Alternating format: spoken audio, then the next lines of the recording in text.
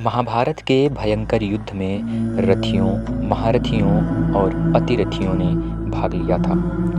वे अपने युद्ध के दौरान साधारण अस्त्र शस्त्रों से लेकर दिव्यास्त्रों तक का प्रयोग किया करते थे।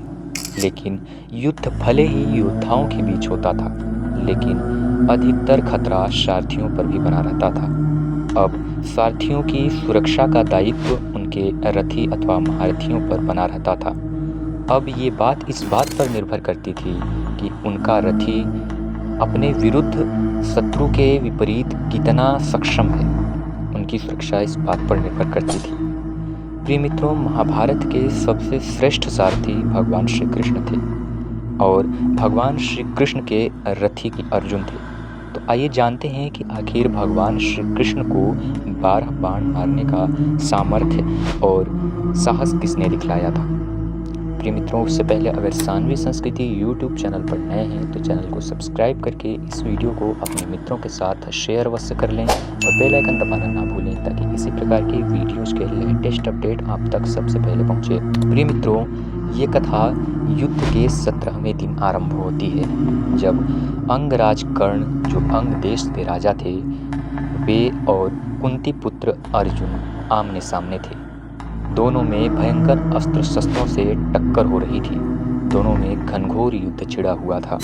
देखते ही देखते अंगराज कर्ण ने बाणों की वर्षा की और उन बाणों के वर्षा के द्वारा अंगराज कर्ण ने 64 बाण से अर्जुन का शरीर छत विछत कर डाला। उस समय अर्जुन उसी प्रकार शोभा पा रहे थे जिस प्रकार से बरसात होने के बाद मेरु पर्वत से झरने फूट पड़ते हैं। उसी प्रकार से अर्जुन के शरीर से रक्त की धाराएं बहने लगी थीं। उसी समय अंगराज कर्ण ने 12 बाणों के द्वारा भगवान श्री कृष्ण को भी छत विछत कर दिया। हालांकि उनके बाणों से भगवान श्री कृष्ण को कुछ ज़्यादा असर तो नहीं हुआ, लेकिन कर्ण की इतनी वीरता देख भगवान श्री कृष्ण मंत्रमुग्ध रह गए। वे कर्ण की प्रशंसा करने लगे। ये सब देखकर और भगवान के द्वारा कर्ण की प्रशंसा किए जाने पर अर्जुन ने अपना गांडीव उठाया और कर्ण पर प्रहार किया। लेकिन उस दिन शायद अर्जुन के लिए कर्ण को रोकना नामुमकिन था।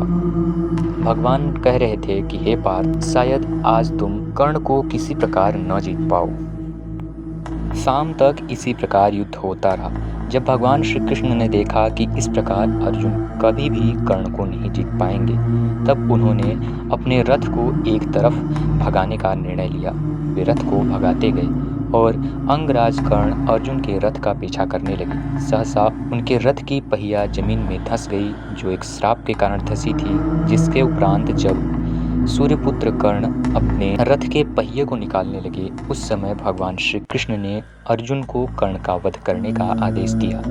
तत्पश्चात अर्जुन ने श्री कृष्ण के आदेश पर अंजलिका अस्त्र के द्वारा कर्ण का वध कर दिया।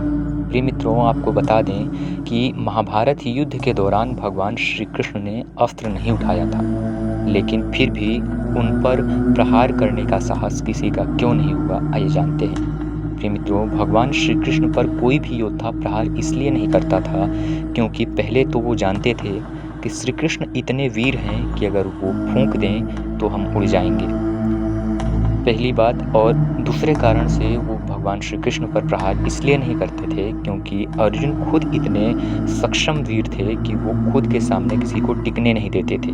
लेकिन 2 ऐसे योद्धा भी थे जिन्होंने भगवान श्री कृष्ण समेत अर्जुन पर भी प्रहार किया था। प्रिय मित्रों, वो 2 योद्धा कोई और नहीं, पहले योद्धा अंगराज कर्ण थे और दूसरे योद्धा पितामह भीष्म थे। प्रिय मित्रों, आशा करता हूँ आप लोगों को जानकारी अच्छी लगी होगी। अगर जानकारी अच्छी लगी हो तो कमेंट बॉक्स में जय श्री कृष्ण लिखना ना भूलें। मिलते हैं अगली वीडियो के साथ, तब तक के लिए धन्यवाद। आप सभी का दिन शुभ हो।